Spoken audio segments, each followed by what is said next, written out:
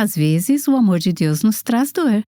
Nancy DeMoss Wolgemuth diz: Se você for filha de Deus, quando a disciplina de Deus entrar em sua vida, não será punitiva. Ele não pretende te destruir. Seu objetivo ao te disciplinar é te restaurar. Disciplina restauradora para nos tornar mais santas.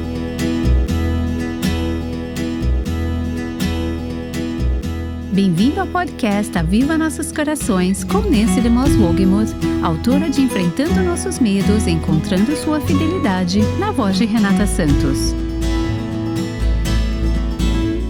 Quando coisas ruins acontecem na sua vida, você já se pegou pensando que Deus deve estar zangado, querendo te punir?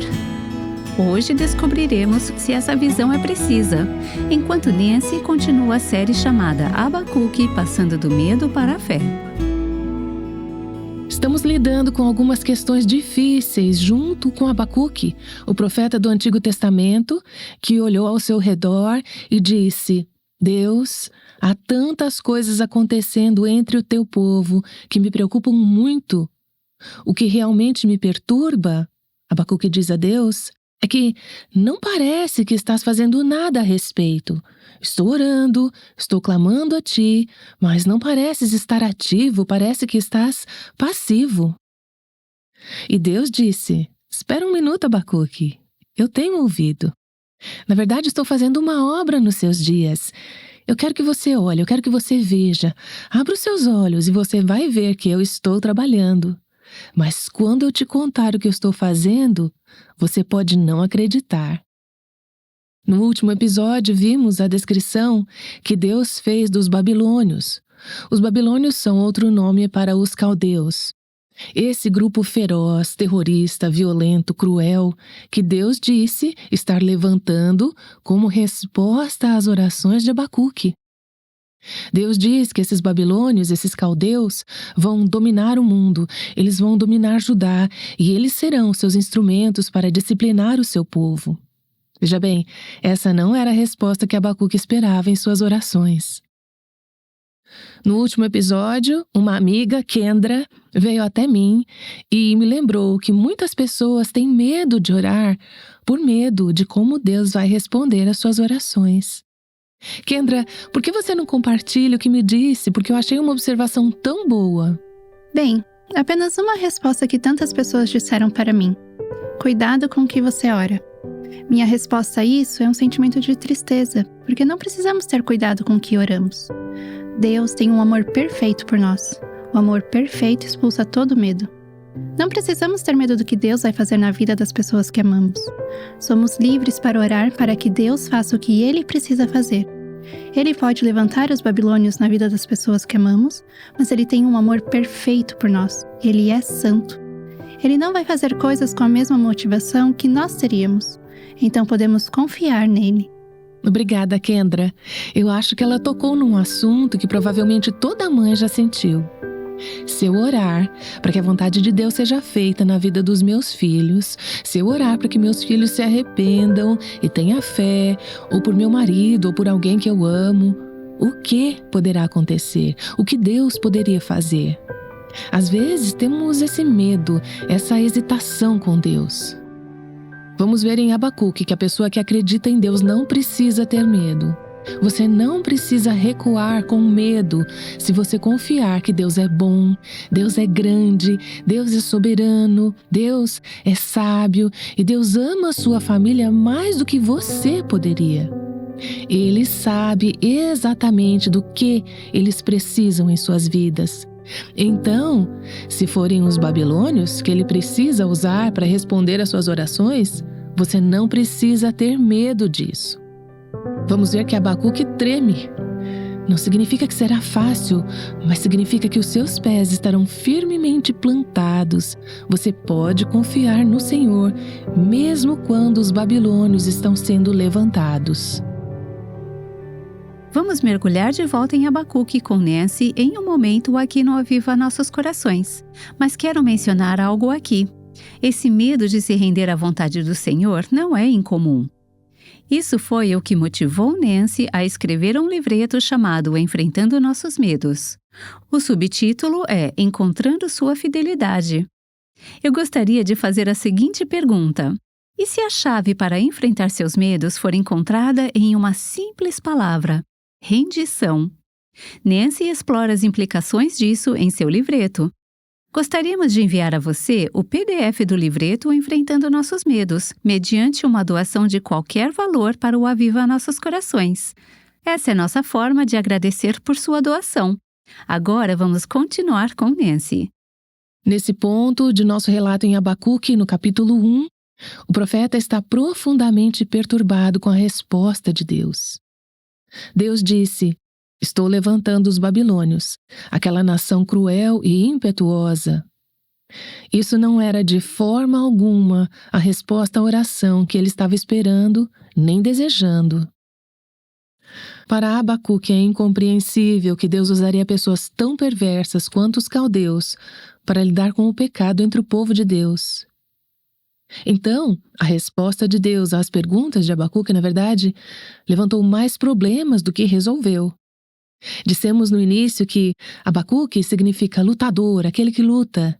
Ele está lutando com essas perguntas e ele está lutando com Deus, tentando compreender, na sabedoria insondável de Deus, o que está acontecendo aqui e como Deus poderia fazer isso.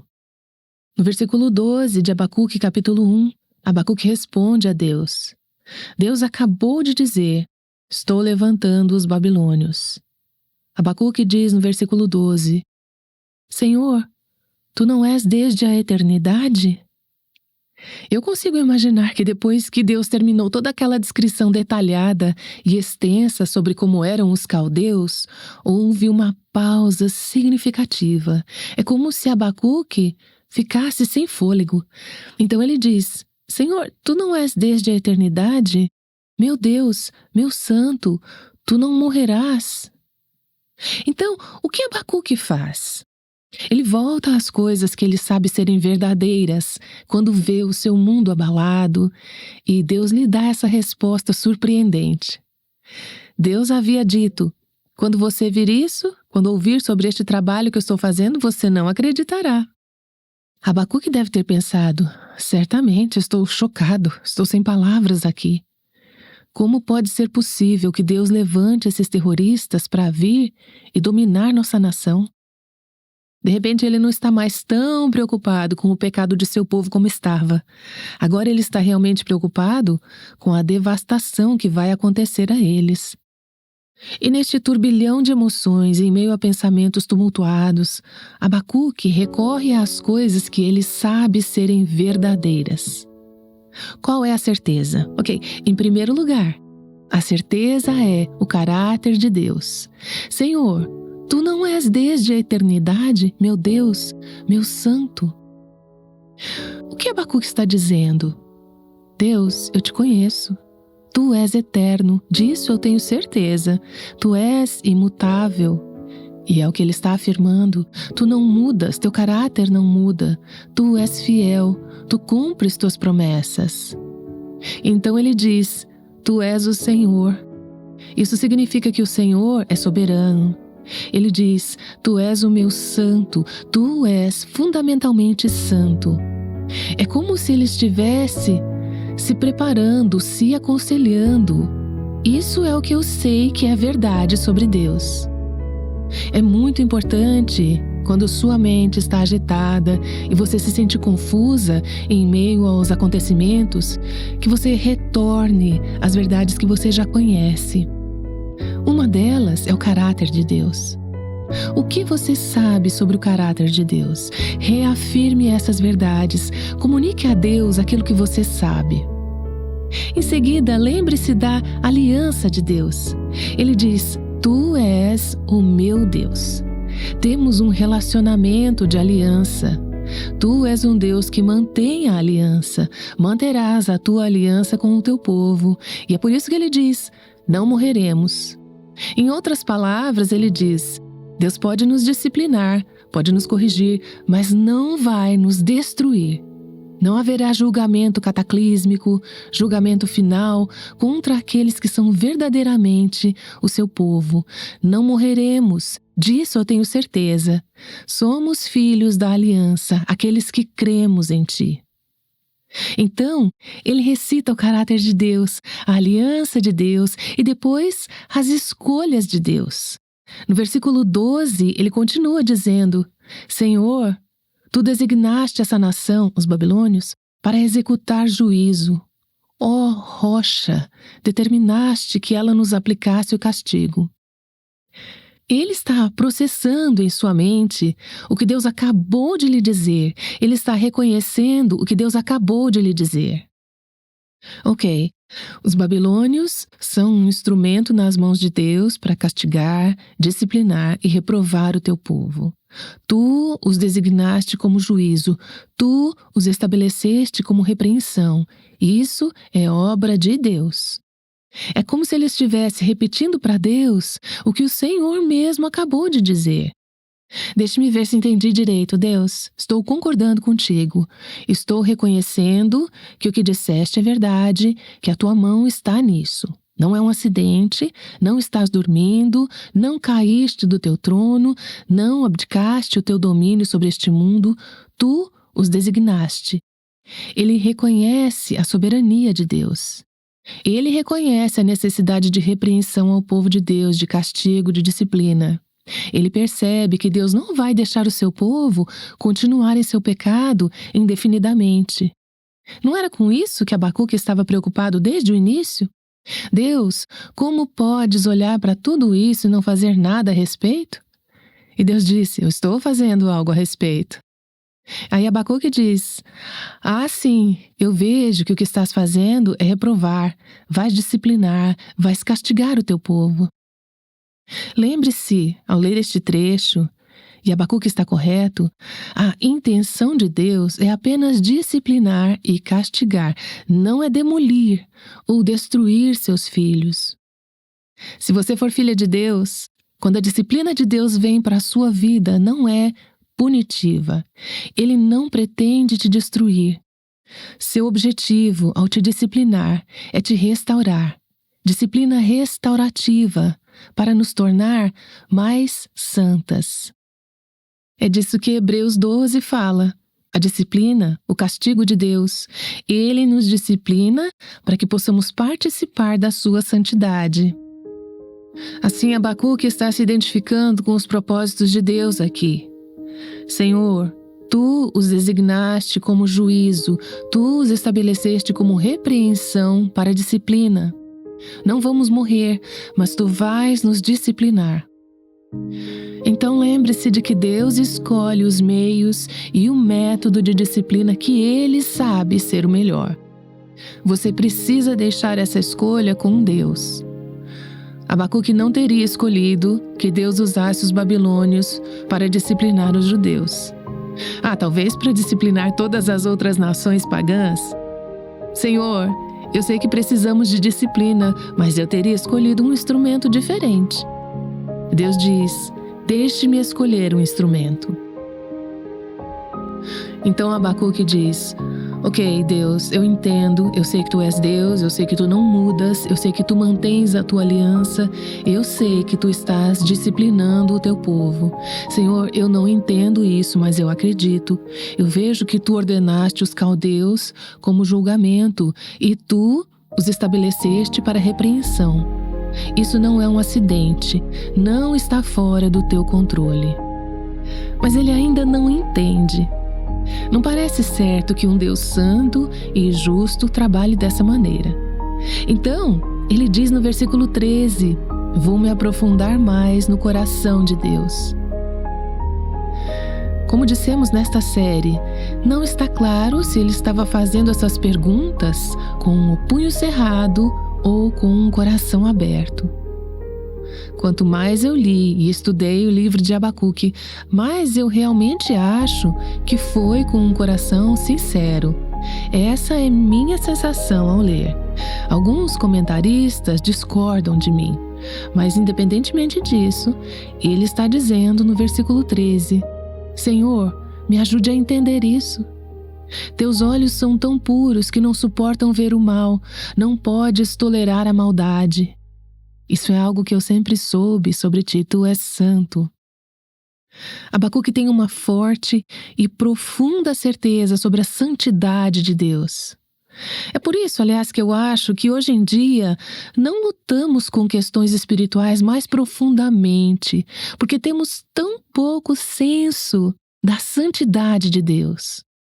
O que acontece no mundo não nos incomoda muito, porque estamos com os nossos corações endurecidos, estamos acostumadas, nossos olhos estão acostumados com a escuridão. Abacuque não tinha seus olhos acostumados com a escuridão. Ele sabia que Deus era santíssimo. Teus olhos são tão puros que não suportam ver o mal, não podes tolerar a maldade. Nós lemos isso no Salmo 5, versos 4 e 5, onde o salmista diz: Tu não és um Deus que tenha prazer na injustiça. Contigo o mal não pode habitar. Os arrogantes não são aceitos na tua presença. Odeias todos os que praticam o mal. Então Abacuque diz: Deus, se tu és santo, isso me deixa perplexo. Isso não faz sentido. Ele está procurando uma explicação lógica. Ele continua a dizer no versículo 13: Se tu és tão santo, por quê? Aqui está aquela perguntinha novamente. Por quê? Por que toleras os perversos? Por que ficas calado enquanto os ímpios devoram os que são mais justos que eles? Ele começou dizendo: Senhor, eu sei que o meu povo não é justo, eu sei que eles precisam mudar, eu sei que eles precisam ser disciplinados, mas agora tu dizes que o instrumento da tua repreensão será esses babilônios ímpios? Veja bem, Deus, nós somos ímpios, mas eles são ímpios. Como tu podes ficar passivo e em silêncio quando esses babilônios ímpios devoram aqueles que são mais justos do que eles? No início do livro, ele não os retrata como justos em suas queixas. No entanto, houve uma mudança gradual em sua percepção. De repente, os judeus pareciam ter uma imagem mais favorável em comparação com os babilônios, apesar de ainda estarem associados à destruição, violência e conflito, elementos que ele destacou no primeiro parágrafo. Agora, diante dos babilônios, os judeus parecem relativamente virtuosos.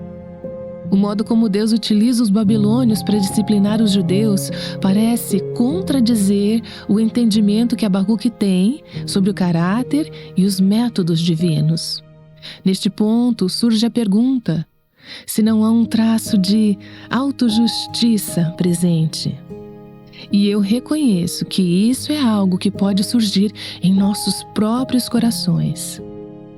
Visto que o profeta considera o povo de Judá mais justo do que os babilônios, isso sugere que ele não compreende completamente a seriedade com que Deus encara o pecado do seu próprio povo. Na verdade, o povo de Deus é ainda mais responsável porque tem a lei de Deus. Eles conhecem a Deus. Deus se revelou a eles. Talvez Deus leve ainda mais a sério o pecado de seu povo do que a reprovação e a maldade das nações pagãs. Deus trata todo pecado com seriedade, porém muitas vezes temos a tendência de pensar: Senhor, embora tenha minhas falhas, eu não sou tão mal quanto a pessoa que tu estás permitindo que me maltrate. Assim, encontramos o exemplo de uma esposa que, reconhecendo suas necessidades espirituais, anseia pelo cuidado de Deus, mas se surpreende quando ele utiliza um marido menos piedoso como instrumento de sua santificação. Ah, Senhor, isso parece inadequado, não parece justo.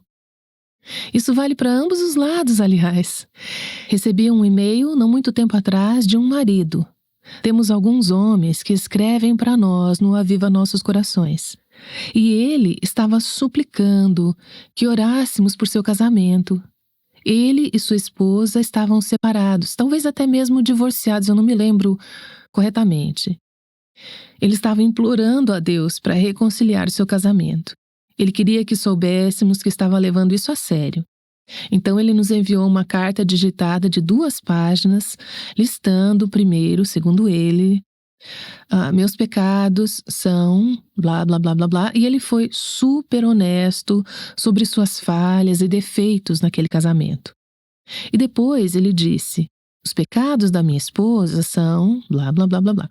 Enquanto eu olhava para aquela lista, e tenho certeza de que isso não foi intencional, mas ela tinha mais pecados do que ele.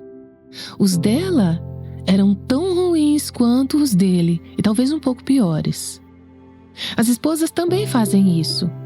Eu não estou apontando o dedo para aquele marido, só estou dizendo que é nossa tendência a dizer, ok, eu tenho problemas, mas a minha parceira tem muito mais.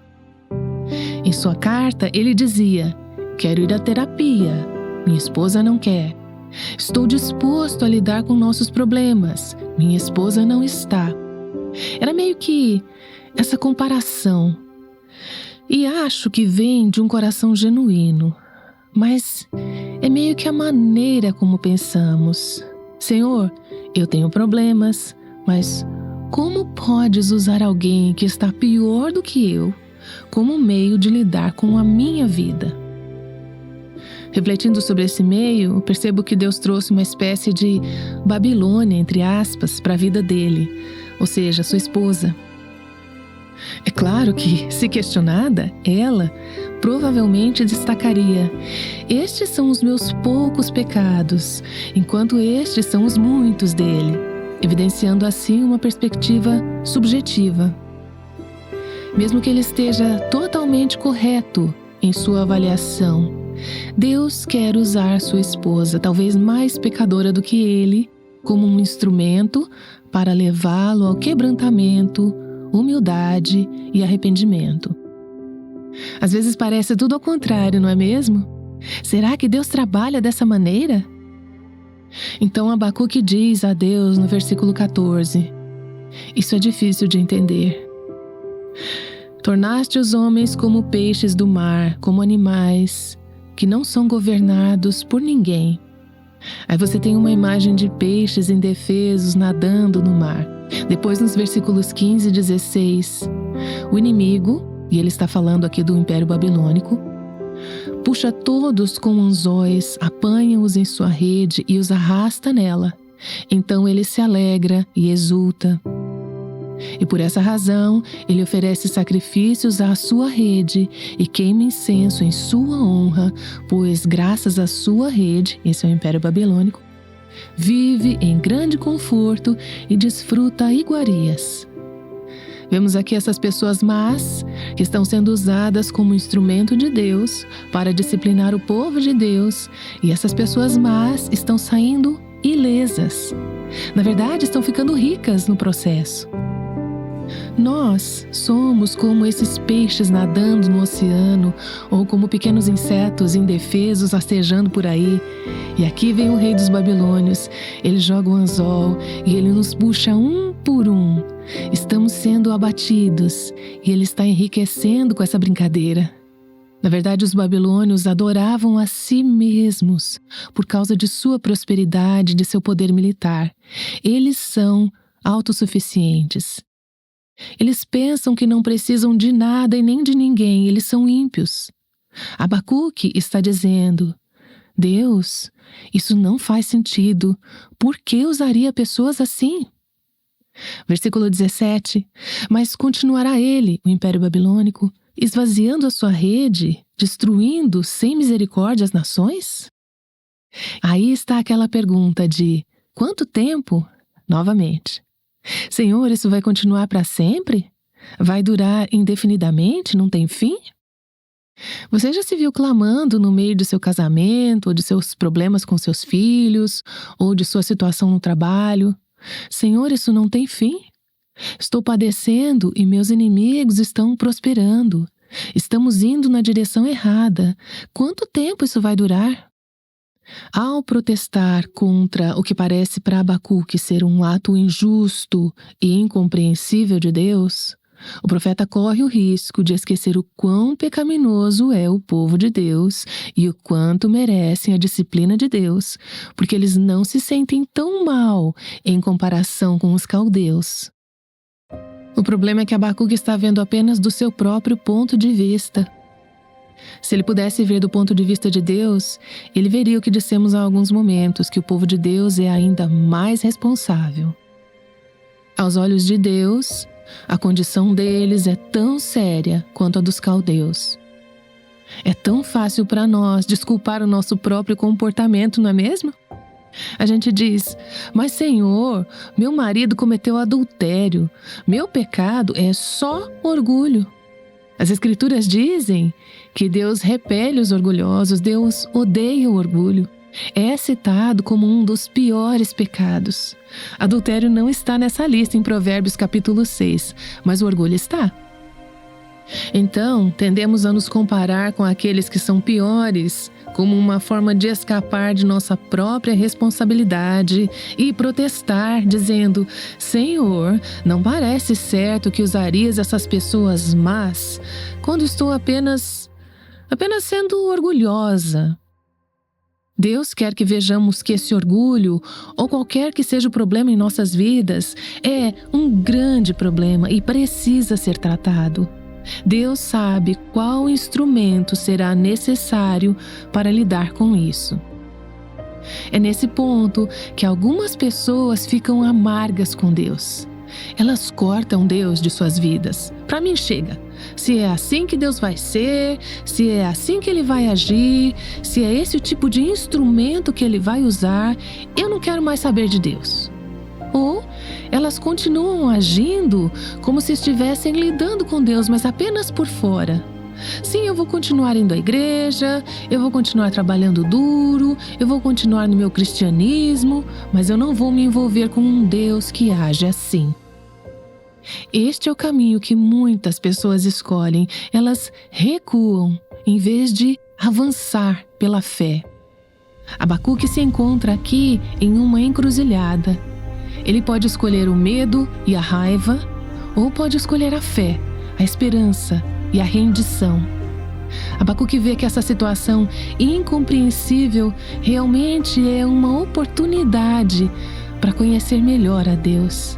Então ele diz pela fé, vou prosseguir, não entendo isso, mas vou permanecer engajado com Deus. E porque ele faz isso, temos o capítulo 3 de Abacuque.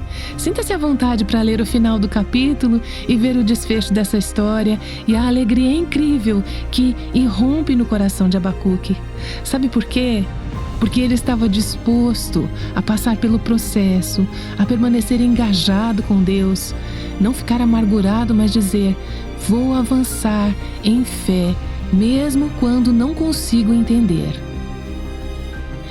Senhor, eu rogo que nos ajude a avançar em direção ao conhecimento de Ti, a contemplar Tua face, a explorar os Teus caminhos e a sondar o Teu coração.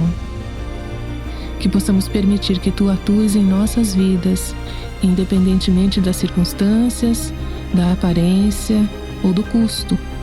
Faça conforme a Tua vontade, Senhor. Eu oro em nome de Jesus. Amém.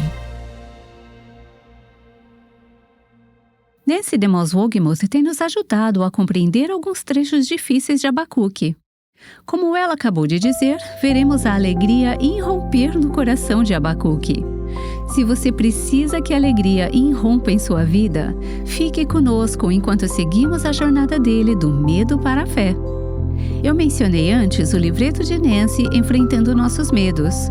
Ele é uma ótima ferramenta para nos ajudar a encarar nossos medos de frente e perceber a fidelidade de Deus. E isso tem tudo a ver com um coração rendido ao Senhor, assim como o Abacuque fez. Enviaremos uma cópia de Enfrentando Nossos Medos como agradecimento quando você fizer uma doação de qualquer valor. Para fazer uma doação, visite www.avivanossoscaracóis.com. Depois, envie um e-mail para contato@avivanossoscaracóis.com solicitando a cópia do livreto Enfrentando Nossos Medos. Nos dias de Abacuque, os soldados ficavam num posto de sentinela para ficar de olho se o inimigo estivesse se aproximando. Descubra por que um profeta subiu num desses postos e por que ele também deveria fazer isso. Nancy falará sobre isso amanhã no Aviva Nossos Corações.